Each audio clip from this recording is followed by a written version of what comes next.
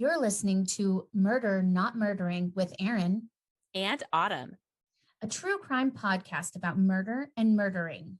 but we are not murderers.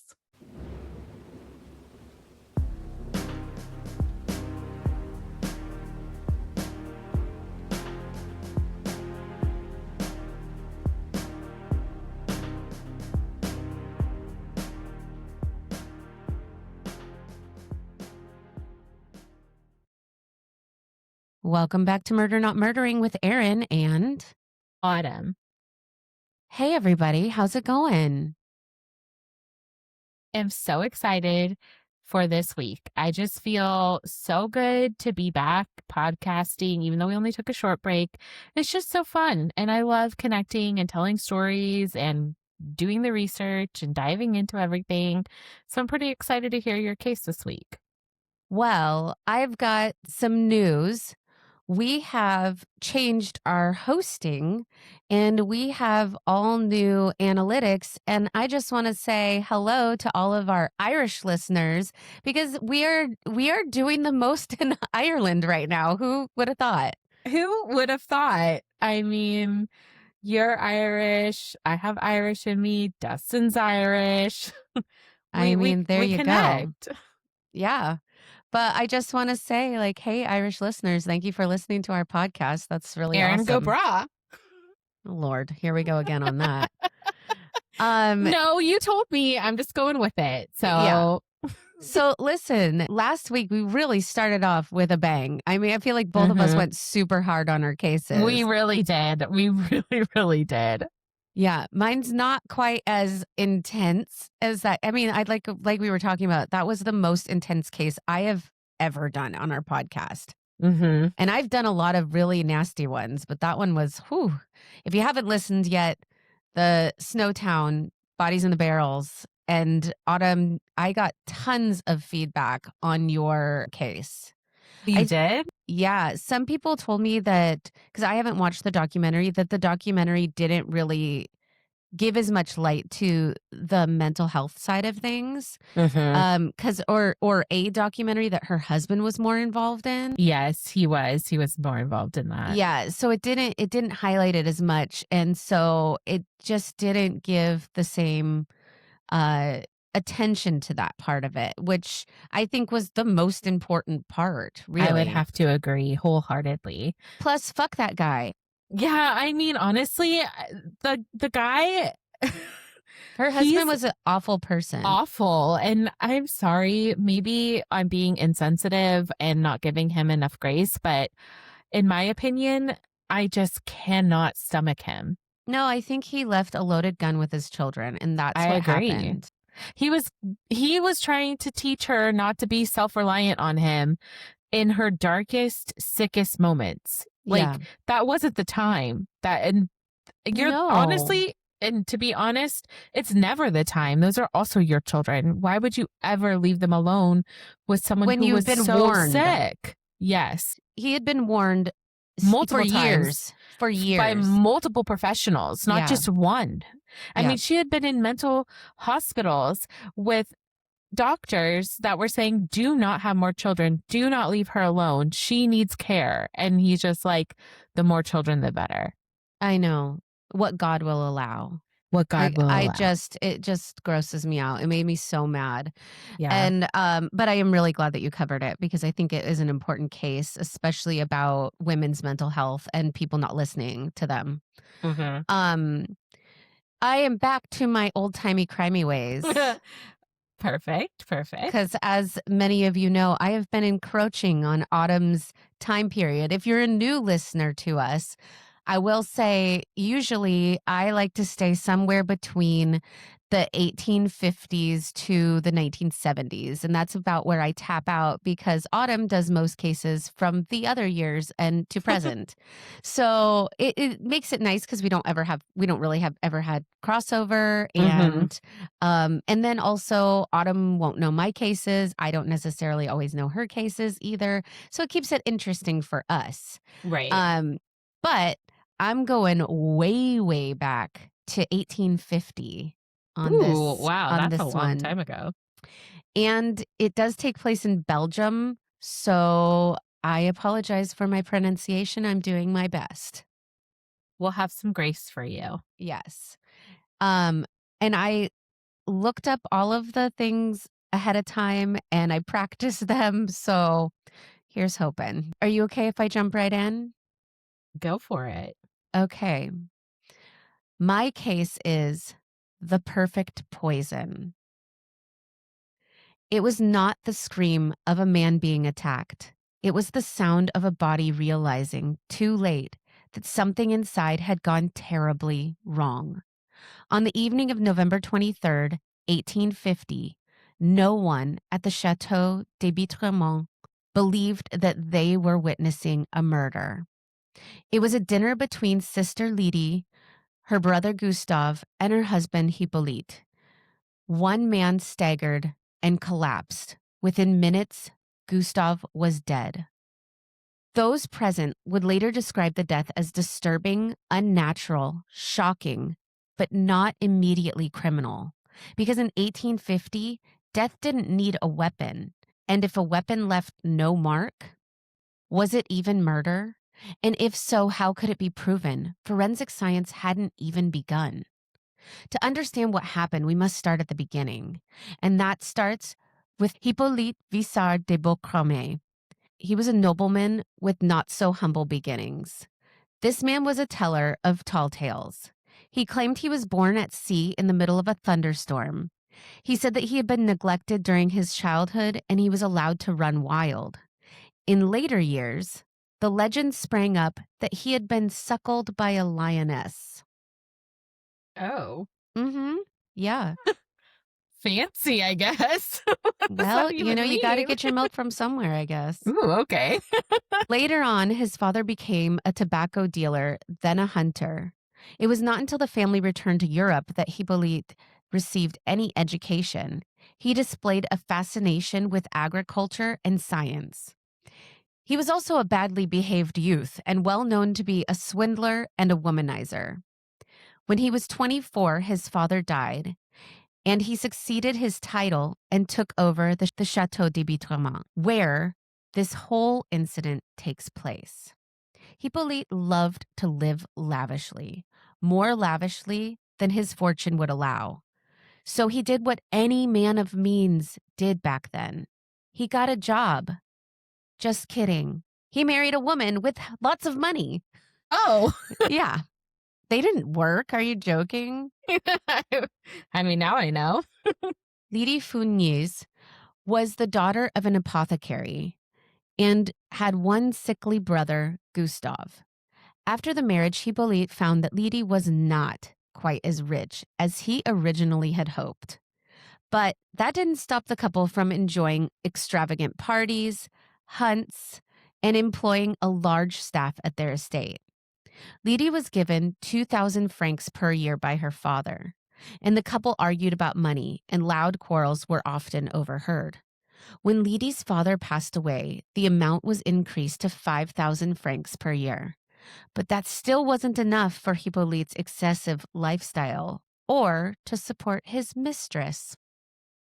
They managed to sell some of the land the chateau was on, and that sustained them for a while, until it didn't. So the next step would be to make a plea to Gustave, who had inherited the lion's share of the inheritance when Lydie's father passed away. If Gustave would die unmarried, all his assets would then go to his sister. It was not unlikely, as Gustave had always been sort of sickly and had been very ill since the amputation of his leg. In the spring of 1850, Gustave had actually been doing much better and had recently bought a chateau of his own, and he expressed an interest in a noblewoman to marry.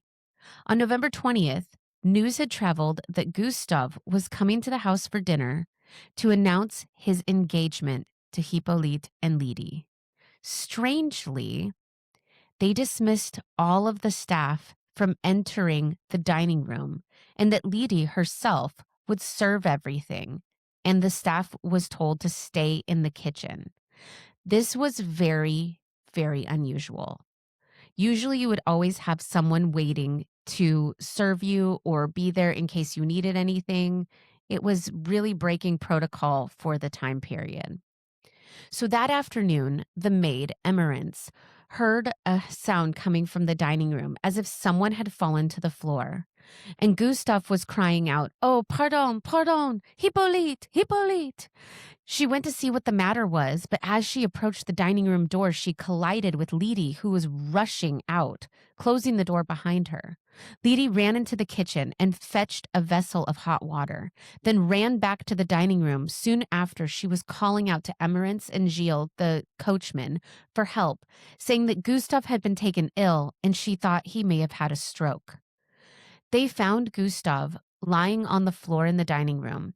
Hippolyte was in a great state of excitement.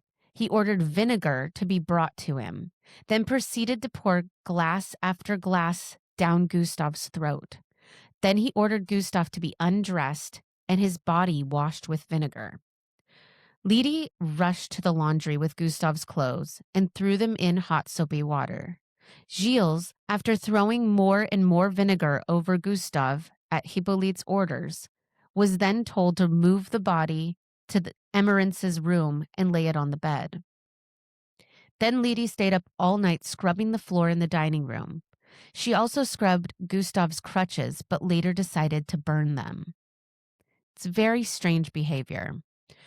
Early in the morning, Hippolyte took a knife and began scraping the dining room floorboards. He continued with this task until the late afternoon.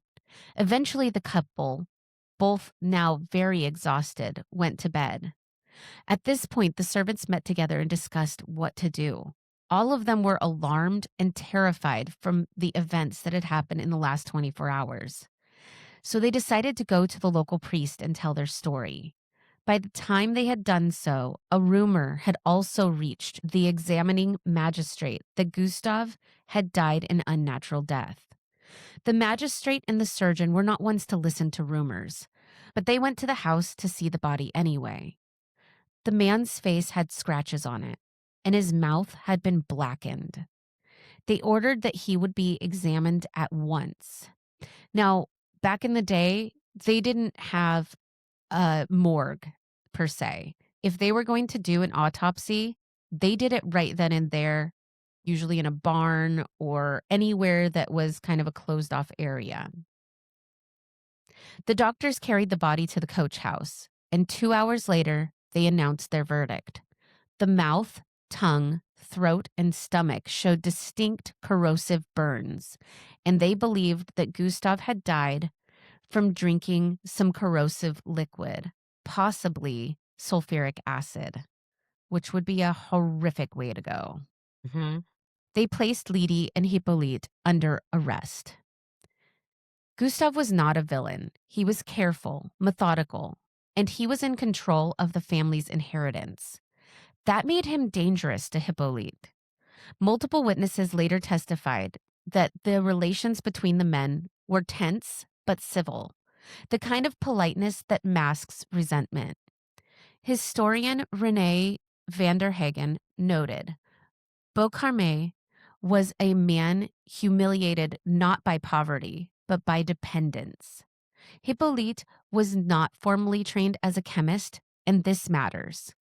He was what the 19th century produced in abundance: educated amateurs, men with access to books, tools, and confidence, and no guardrails. He conducted experiments at home. According to later summaries, Hippolyte allegedly told an acquaintance, "There are poisons which the law cannot see." So clearly, he's been seeking this out. Mm-hmm. In the beginning, they thought maybe Gustave had died from food poisoning, cholera, or a stroke, sudden internal failure. Multiple witnesses recalled Hippolyte saying confidently that poison could not be proven. Again, guy, why are you out here telling everybody this? Mm-hmm. But that shows how confident he was, that he believed nothing could be found. From the Journal de Bruxelles in 1850, translated, they said, the accused spoke freely of toxic substances, remarking with assurance that science possessed no means to detect certain agents. This was not denial, it was a lecture, and the authorities noticed. There was only one man that they wanted to examine the remains, a professor of chemistry named Jean Servais Stas. Jean was 37 and he was the leading chemist in the country. He was young, precise, and deeply offended by bad science. He did not accept the idea that there was an invisible poison. According to later accounts, when asked if the poison could be detected, Jean replied, "We shall teach it to reveal itself." Oh. Jean worked obsessively. He dissolved tissue, filtered extracts, evaporated solvents again and again and again. He ruled out sulfuric acid, and eventually he isolated what had killed Gustav. It was nicotine, pure enough to identify. This had never been done before. Like most of his contemporaries, he used his sense of taste and smell to identify chemicals. Remember back then, they were really making it up as they went, right? He once remarked on the smell of vinegar. Remember I said his body was doused in vinegar, washed in vinegar. They poured vinegar down his throat. And he was told about all of that. It occurred to him that this might have well been done to mask the presence of the smell of another poison. After a number of experiments, he identified the smell, which reminded him somewhat of conine, the poison that is found in hemlock, and realized that he might be dealing with a vegetable poison. Further purification of the material resulted in a brownish substance with the unmistakable smell of tobacco. He was able to submit this to laboratory tests for pure nicotine and obtained a positive result. Modern forensic historian Allison Matthews explains Stas didn't just solve a murder.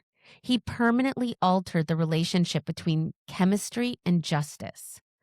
Authorities questioned all the staff at the Château de Bitremont. They found that Hippolyte had bought enormous quantities of tobacco leaves and had made extracts in a laboratory in the castle washroom.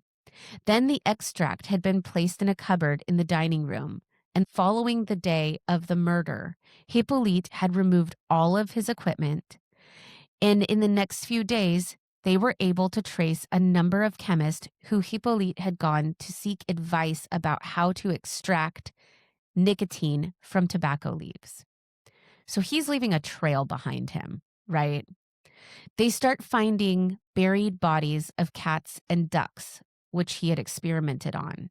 Eventually, they also found the equipment hidden behind some paneling in the chateau. The investigators sent the animal remains to Jean Stas, as well as a sample of the wood from the floorboards. Jean found traces of nicotine in all of them. Remember, when all of this happened, Hippolyte was laying on the floor scraping off the wood because the smell of tobacco was so strong. When the trial began, the courtroom became a laboratory. Jurors listened to Stas explain his process step by step. From the Journal des Tribunaux, February 1851, one felt the turning of an age. A science itself seemed to rise and accuse the prisoner. Hippolyte's confidence collapsed. He and Lydie started turning on each other. Lydie admitted that she had helped to murder her brother and said that her husband had compelled her by brute force. And Hippolyte admitted that he had made the poison, but he said he had stored it in a wine bottle, also super weird, and his wife had purposely given it to her brother. It was a feeble lie, and it fooled no one. It was obvious from the appearance of the body that Gustav had died violently, probably being held down while the nicotine was forced down his throat. Lydie was eventually acquitted, and Hippolyte was sentenced to death by guillotine. Jesus. Yeah. And this is what he said. "I ask one favor," he told the king's attorney after his appeal against the judgment was rejected. Please see that the axe is well sharpened. I have read of cases in which, owing to the blunt edge of the knife, 2 or 3 strokes were necessary, and the idea of this makes me shudder. He's saying that they had to use the guillotine 3 or 4 times to sever the head. Can you please make sure it's sharp enough? Yikes. Hippolyte was executed by guillotine on July 19th, 1851, before a crowd of thousands of people. As requested, the blade was very sharp, and it only took one single blow to sever the murderer's head from his neck.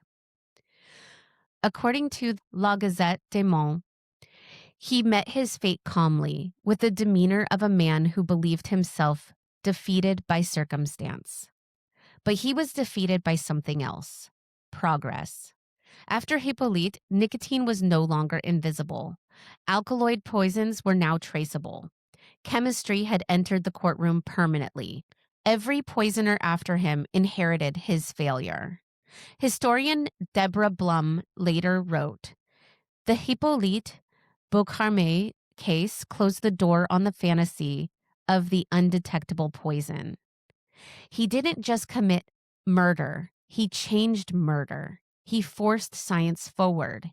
He proved that arrogance kills not just victims, but killers too. And the perfect poison? It never existed." My sources were Murderpedia, 19th century Belgian newspaper reportings translated to English, Belgian court proceedings, State versus Visart de Bocarme, 1851, The Poisoner's Handbook by Deborah Blum, a Le Soir article translated to English, and the Royal Academy of Overseas Sciences. Wow. Those were a lot of hard words. You did really well. Thanks. And that was crazy. Right? I think one of the biggest things for me that I found fascinating was just, I really, I love the early forensics, right? And he literally was just walking around telling everybody how, you know what? They can't find poison. Like, they're not going to be able to find anything. They can't find it. And he thought he was so clever by literally tearing up the floorboards, washing the Right? body in vinegar. He thought he had this down. Like, he was totally fine. He nailed it. And then they bring in this chemist who was like, "Oh, no, I'll find a way. We will find a way." And he did. And it changed forensic science forever. And I just think it's fascinating. That was really fascinating. Yeah. So anywho, that was my case. I figured I'd go do some old-timey poisoning for everybody. You're welcome. I enjoyed it. Learning the forensics and stuff, not that someone got poisoned. Obviously. Just to be clear here. Didn't you do a nurse case where they used nicotine to kill a woman? Yeah. I was thinking about during my whole case. I was like, wait a minute. I know Autumn did a case where nicotine was used. Interesting. Because I never thought about it, right? I never thought about nicotine being the thing. Right? And insulin. Exactly. Crazy. People get creative. They sure do. I have done a realtor case in the past, but this realtor case is something that I really know very well and is very important for other realtors to hear.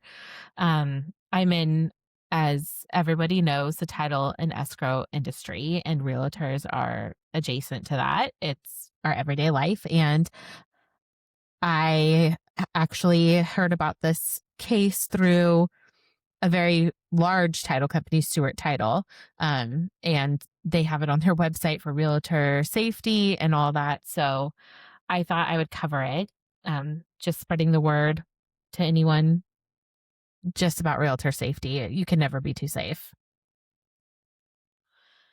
And I'm going to get into it. You probably know this story, or maybe you don't, but I would like to tell the story of Beverly Carter. And I'm naming my case The Showing.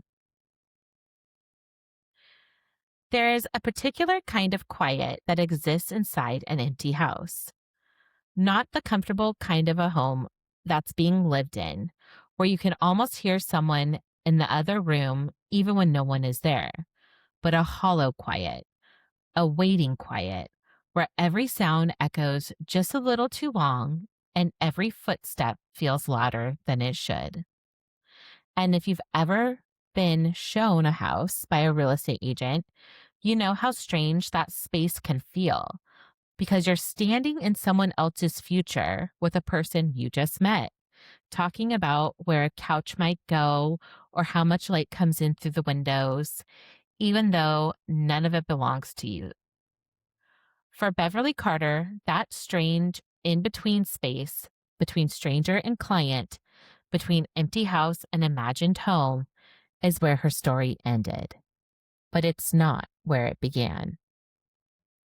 Before Beverly Carter was ever a headline, before she became a cautionary tale or a name whispered in safety trainings for real estate agents, she was a wife who had been married for 35 years, a mother of 3 boys and a grandmother who stayed involved in her kids' lives even after they were grown, and a woman who had quietly built a reputation for being someone people could rely on. Beverly was the kind of person who answered her phone when clients called late, who remembered details about people's families, who didn't rush you through a showing just to get to the next one.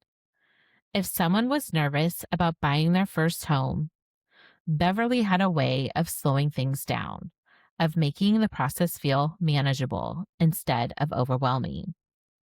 And in real estate, that kind of presence matters more than almost anything else because people don't just buy houses.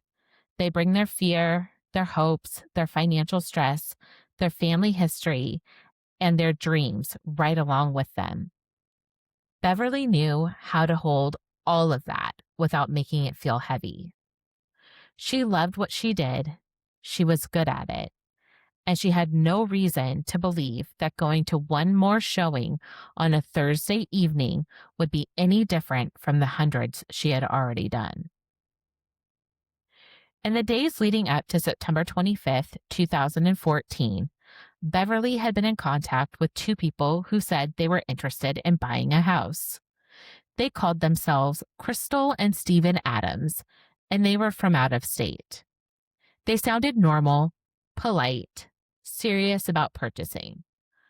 Nothing about their communication raised red flags, not in a profession where strangers call you every day asking to see properties, often with very little notice.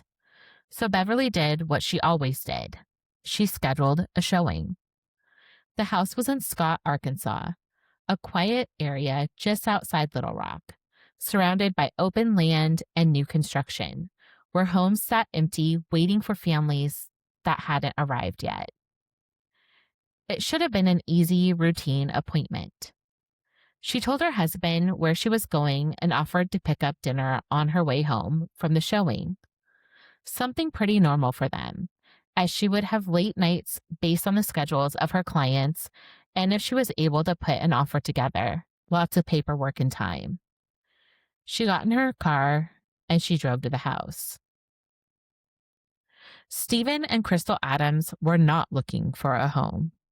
They were looking for a victim. They had convinced themselves that real estate agents were wealthy, that they had access to large sums of money, and that if they could get one alone in an empty house, they could force them to give it up. There's something so chilling about how methodical that thinking is, how they chose a profession, not a person, and how they reduce someone's entire life to a dollar sign and a theory. They chose the house because it was empty. They chose the time because it was late in the day. And they chose Beverly simply because she was the agent who answered the phone. They did not know her. They did not research her finances. They did not verify anything about her life. They built an entire plan around an assumption. Beverly arrived at the house shortly before the agreed upon time of 6 p.m. and unlocked the door. She was stepping into something that had already been carefully staged for her, even though she had no way of knowing it. When Beverly didn't come home that evening, her husband, Carl Sr., felt that quiet shift that every family knows. The moment when something doesn't feel right, even if you can't explain why. He had been calling and texting her for a few hours with no answer. Around 8:30 p.m., he called his son, Carl Jr., and told him that he was not able to reach Beverly and that he was concerned. At first, Carl Jr. didn't think that 8:30 p.m. was super late, based on the timing of the meeting and the fact that she could get chatty.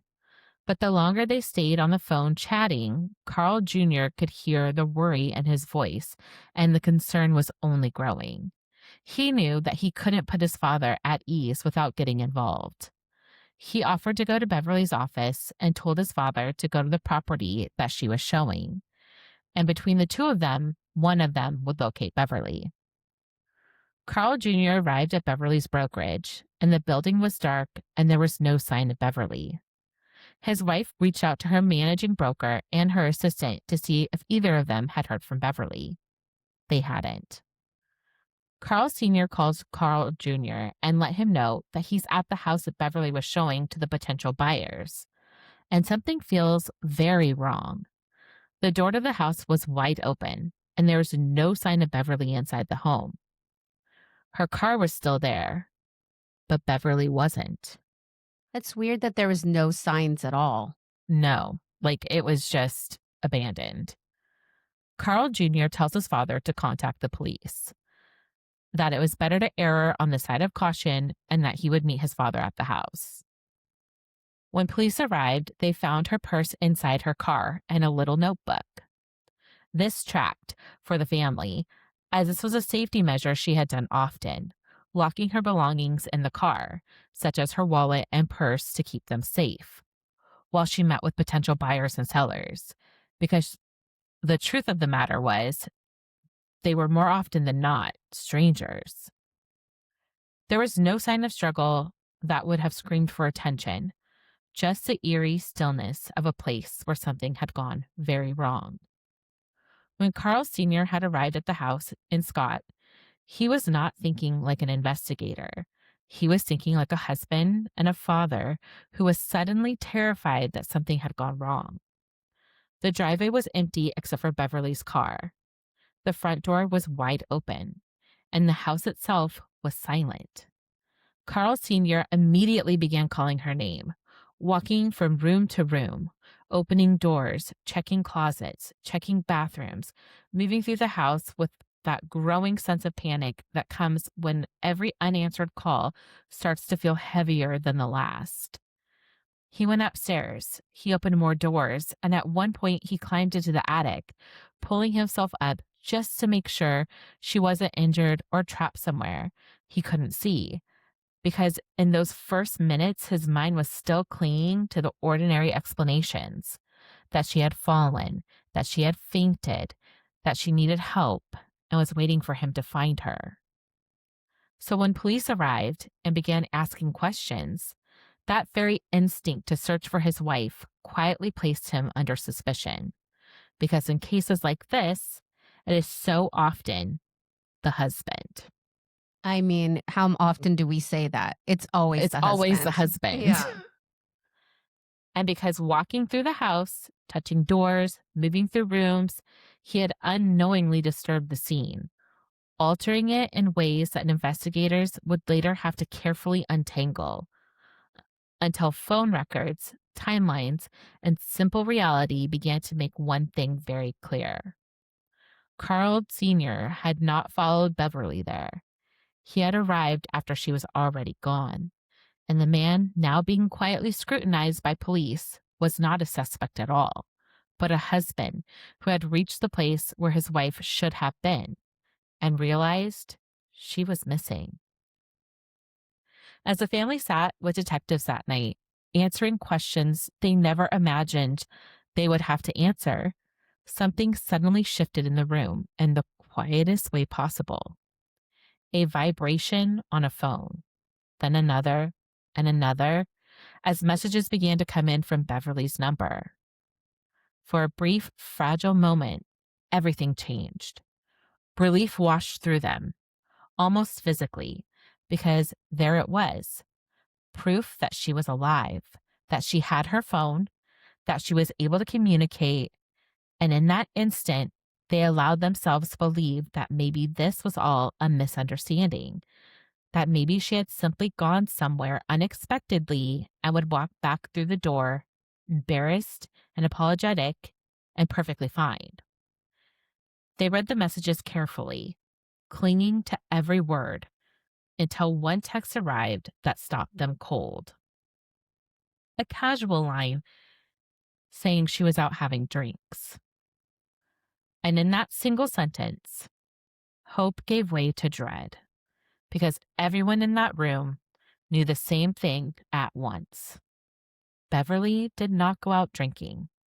She did not disappear without telling her family, and she would never, ever choose a night of drinks over coming home to the people waiting for her. She was an early to bed, early to rise type of person, and her favorite drink was not alcohol. It was chocolate milk. Oh, gosh. It's like kind of like me. Like I'm not a drinker. Like if I was missing and I texted I was out drinking, there would be a problem. No one would believe that. 100%. In that moment, as relief dissolved into something much darker, they understood that whoever was sending those messages was not Beverly, but someone trying to clumsily pretend to be her. After that final message, everyone and everything in the room seemed to change at once, and the investigation, which until then had been cautious and methodical, suddenly accelerated. Detectives now knew with certainty that Beverly's phone was no longer in her possession, and that whoever had taken her was still actively trying to control the story of where she was. And in those first critical hours, every minute began to matter. Detective Allison contacted Beverly's cell phone provider and requested real-time tracking. And soon, updates began coming in every 15 minutes. Each new data point sketching a thin, invisible line across the map. The phone was moving, steadily, deliberately, traveling in a straight path toward the outskirts of Little Rock. And for a brief stretch of time, it almost felt as though they were chasing her in real time, watching her movement unfold through the towers and signals and coordinates. Then something strange happened. The phone stopped moving. It pinged in the same location once, then again, and then a third time, each update returning the exact same spot, as if whoever had it suddenly decided to stay still. Detective Allison drove there immediately, following that electronic trail to what turned out to be nothing more than a commuter parking lot along the interstate, a place where people routinely left their cars before carpooling into the city. Unremarkable, anonymous, easy to blend into. And as he arrived and stepped out of his vehicle, the update came through that changed everything again. Beverly's phone had just been turned off. In that single moment, the most promising lead they had vanished, because now the one thing that had been actively guiding them toward her was gone. And finding Beverly through her cell phone was no longer an option at all. And at this point, she had been missing for 8 hours. With the trail from the phone now abruptly cut off, investigators were forced to pivot back to the one solid thing they still had: the last confirmed human contact Beverly had made before she vanished. They returned to her call logs, her text history, the ordinary digital record of a working woman scheduling appointments, and there, sitting quietly among routine business calls, was the number she had been communicating with about the showing. They found out that the names and the phone numbers were fake, spoofed. However, to create a fake number, you have to have a real one. And the detectives were able to trace it to a woman named Crystal Lowry. At first, she was simply a name attached to a phone number. But as detectives began to pull the thread, the name started appearing again and again in call records, in tower pings, in the short window of time that now defined Beverly's final hours. The phone that had sent the strange messages had been in contact with Crystal's number. The number had moved through the same corridors of highways and cell towers, and slowly, almost gently at first, suspicion began to settle in one very specific direction. Detectives located Crystal Lowry's home, and upon arriving, a white male is seen jumping into his vehicle and racing out. They Not began suspicious. No, not at all. So they began to pursue him, and he eventually wrecks his car. Oh my God. This man is Aaron Lewis, and he is taken to the hospital for his injuries. And because Aaron is only a suspect and not in custody, the detectives must wait for him in the lobby.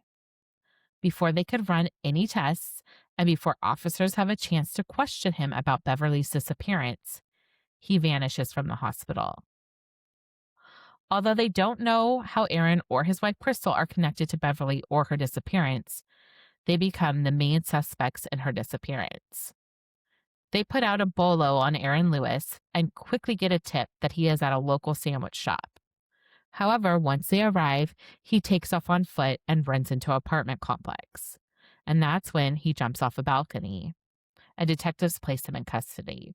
I was like, how high was that balcony? Not high enough to do anything bad to you, Aaron. Nice try. Okay. All right. With Aaron in custody, they search his property, and they find Beverly's cell phone and Crystal in Aaron's bedroom. They arrest Crystal and bring her in for questioning, not yet accusing, not yet confronting, just talking, asking her about a house that she said she wanted to buy, about a showing she claims she never attended, about a real estate agent she said she barely knew. And in those early interviews, nothing she said was wrong, but everything was just slightly off. Timelines shifted by minutes, details softened and then hardened again. Answers arrived too quickly or too vaguely, as if rehearsed but imperfectly remembered. And while Crystal sat in that interview room, insisting she had nothing to do with Beverly Carter's disappearance, detectives were quietly building a parallel vision of the evening outside that room. One where Crystal's phone, Crystal's movements, and Crystal's story were beginning to drift further and further apart, until it became clear that she was no longer simply a witness in this case, but the doorway through which the entire truth would eventually have to pass. What Crystal eventually told investigators was horrifying in its simplicity. They had planned to kidnap Beverly for money. They thought she was rich. Do they think that real estate agents own the houses they're selling? I mean, honestly, Right. it's such a dumb choice. Like, I of agree. all people. Anyway, sorry. Yeah. So they thought she was rich, but when they realized she wasn't, when they discovered that she didn't have access to the kind of funds they had imagined, their plan collapsed. Honestly, it's what the fuck? Like, I have no words. Like, honestly, like, No, it's just weird to and me how- that they were how- sitting and scheming this, and they're like, she's probably got loads of money. It's like, what are you talking about? You think she Yes. keeps all the money, then she sells On a her? house? Like, right. Like, what like in cash, like in a briefcase. Like, what in the Yeah. hell is wrong with you? I've got $600,000 in this suitcase. You know, like, what are you Right. talking about? It's so sick. dumb. They're idiots. They're Yeah. idiots. Yeah. And Beverly paid the price for their delusion. Beverly had arrived at the house shortly before 6 p.m. She parked in the driveway, unlocked the front door. Inside, Aaron Lewis, who had been posing as Stephen Adams, was already waiting for her. Court testimony later revealed that as soon as Beverly had entered, Aaron attacked her from behind. He wrapped duct tape around her face and hands. He restrained her before she could call for help, before she could reach for her phone, before she could run. He placed her in the trunk of his car, and Aaron drove Beverly to a remote area in Cabot, Arkansas, to the land owned by his family. This was after he had taken her to his and Crystal's home, where he had planned to take pictures of her and send them to her husband for ransom. When they realized that she had left her purse in her car for security reasons, and that's how they thought they were going to get access to her bank, Erin drove back to the scene of the crime to grab her purse, but the cops were already there. Oh my So God. he decided No. that's when he was going to drive her to the remote area in Cabot, Arkansas, to land owned by his family. During the drive, Beverly was still alive. According to later statements, she pleaded with them. She told them she did not have money. She told them that they had the wrong person. She begged them to let her go. But by that point, the plan was already unraveling, and they had not thought it through to what would happen after the kidnapping. They had not planned what to do when their assumption turned out to be wrong. And once they realized that Beverly could not give them what they wanted, something shifted. At the remote property, Beverly was killed. Afterward, Aaron Lewis buried her in a shallow grave on his family's land. He left her there and went home. Both Crystal Lowry and Aaron Lewis were convicted and sentenced to life in prison without parole. Good. The evidence was overwhelming. Their phones, their movements, their confessions, all weaving together into a story that was as clear as it was devastating. But no sentence could give Beverly's family back what they lost. No courtroom ending could restore the woman who had left that morning expecting to come home. What makes Beverly Carter's story linger is not just how she died, it's how she lived. She was a woman who built a career on trust, on meeting strangers in empty spaces and making them feel safe, on walking through one of the biggest decisions of their life with patience and care. And in the end, it was that very trust, the thing that made her good at her job, that put her in harm's way. Real estate agents all over the country changed how they work because of Beverly. They bring someone with them now. They ask for ID. They check in. Because her story forced people to see a truth that had always been there. That sometimes danger doesn't look like danger at all. Sometimes it looks like a couple who just wants to buy a house. And sometimes it takes the life of a woman like Beverly Carter to make the world finally notice. Beverly's son, Carl Jr., stated at sentencing.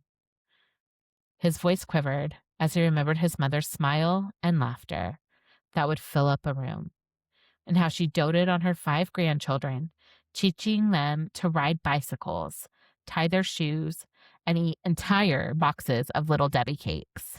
Oh. We had so many good years left with her, he said. This world is a darker place without her. He started the Beverly Carter Foundation, and it's to help agents with safety, and it provides safety courses and video trainings and safety resources on how to protect yourself when you're a realtor. So I feel like that's amazing. It's great. It's a nice awesome way to honor for her. her. Yeah. Mhm. My sources were the Beverly Carter Foundation, the ID Channel show Text Me When You Get Home, Arkansas Online, Realtor Murder, Stewart Title, Arkansas Democrat Gazette. And I just wanted to note also that she had lost one of her sons to a car accident in 2003. So that family had already had a tragedy. Experienced such loss. Yeah. And so then now she's reunited with him. Oh, Autumn, that was a sad one.